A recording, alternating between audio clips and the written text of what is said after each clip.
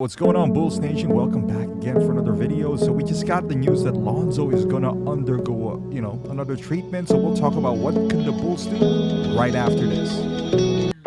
Get the lowdown on one of the most iconic basketball teams in the world. You're listening to Chicago Bulls Nation. All right, Bulls Nation. So bad news, basically. Lonzo Ball will undergo another I don't know what you call that, debridement on his left knee on September 28th, and will be reevaluated in 4 to 6 weeks. That's not good news. We all know that they said that he might not start the season. We kind of got that feeling when we signed Goran Dragic, but now it's getting more and more real that Lonzo is, it's getting worse. Like, he might not be with us till Christmas or something like that, or maybe the entire season. You never know. It's a mysterious injury. We don't know what's going on, and kind of derails the Bulls' plan. And the reason for that is, this team was assembled basically with a bunch of, quote unquote all-stars or former all-stars. In our case, we have two, but all cylinders needs to click for the Bulls. We don't have a Giannis type, like a superstar, a traditional superstar that could carry us. So that means we got to work as a unit. And if one of the cog is down, which is Lonzo, it's hard to fill that gap. And yes, we have a lot of guards. We have Alex Caruso, but it feels like each one of them only solves one equation of the problem compared to Lonzo, which is with Lonzo, it's playmaking, shooting, and also defense. You put in Alex Caruso, he solves the defensive part, but can he make up for playmaking or shooting? You put in Goran Dragic, he can, make up for the playmaking and perhaps shooting, but the defense is not there. So we have to pick and choose our poison while Lonzo is out. Or should we just take should we just take the season and be like, hey, what, Lonzo's going to be an injury prone, and we see what happens. Now, the closest one to Lonzo, I would say, is Ayo, because Ayo can shoot the ball, he can make, and he can certainly play defense. Maybe not to the level that Lonzo is playing yet, but he certainly has the potential. He lacks the size that Lonzo does have, with the switching and all that stuff. With that being said, what could the Bulls do to patch this up? To ride a tide while Lonzo comes back. Who should we start at the number one?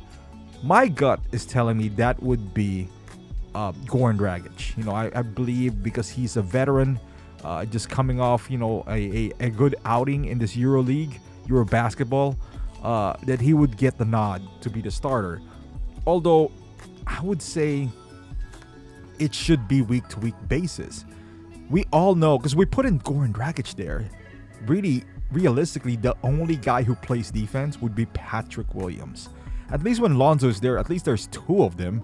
But now, you put him there, Goran Dragic, he's an okay guy, Maybe Zach LaVine would step up his defense. We don't know. He feels like he's healthier now. DeMar tries, he's not a world, defender by any means, but we need somebody to defend. So if it was me, I would lean towards more Ayo. He gets him more exposure, at least for the early part of the season. You put Ayo in there, because I feel like Goran would stabilize our bench. That is one of our, weakness back then when our second unit comes in. But then again, it's hard to say that. I shouldn't have said that, because our second unit technically is a third unit because of all the injuries that happened with the Bulls. So if it was me, I'll put Ayo first and see how it works. Now, if he's not doing good throughout the season, then maybe put Goran Dragic in there. But I think Ayo can defend good enough. He's not Lonzo or he's not Caruso, but he defends good enough that it would help out Patrick Williams a lot. Because as far as offense, I think Ayo has the ability to play make at this point, so I'm okay with him running the point for now, and then we'll see how season progresses. Maybe he hit this inevitable sophomore wall that most second year player does have. And if that happens, we have enough guards. We got Kobe. and I would go with Goran first, and then maybe Caruso before I go to Kobe, to be quite honest with you. But there's a lot of holes in this Bulls team. I'm surprised we didn't address those holes.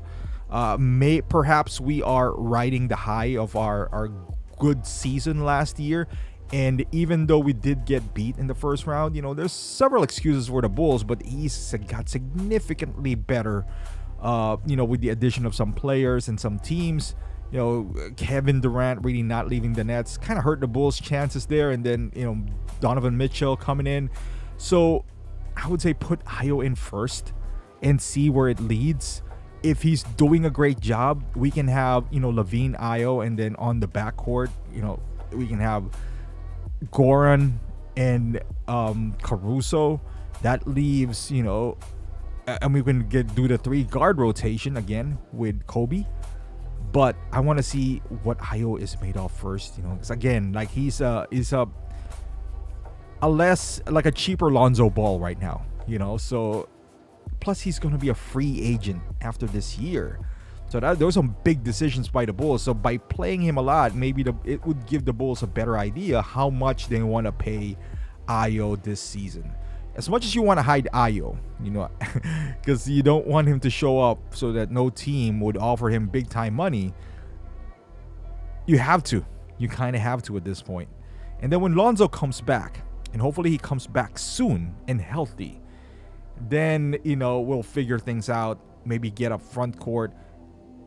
I'm kind of upset that there's a lot of power forwards that slip by the Bulls' hand that are kind of minimum guys. You know what I mean? So I kind of upset about that. I'm not looking for Anthony Davis kind of power forward here, but Markieff Morris, Montrezl Harrell, I think those are guys that could help the Bulls, but we just kind of ignored it, and maybe would run with Patrick Williams. And again, Javonte Green, he did an admirable job in the power forward position, but hey, maybe they do have a plan. We'll see. Maybe they'll play Andre Drummond, the Twin Towers, and Vooch at the same time. Who knows? But we'll see. I'm still confident about the Bulls. I don't think, the injury of Lonzo, we've pretty much dealt with that all season, last half of the season at least, and we saw what happened. But I think they're going to be more prepared now with Goran Dragic and another year into Ayo's tenure here. And then Zach's going to be a little bit healthier. So is Caruso, because Caruso battling some injuries last year as well towards the latter part of the year. So we will see. I'm excited to see what happens. Let me know in the comment section how you feel the Bulls should approach this Lonzo injury. Should they just do a point guard by committee? Should I just, depending on the matchup, if you got a weaker guard, put Goran in there, for experience and all that stuff. And also, moving forward, what should we do with Lonzo?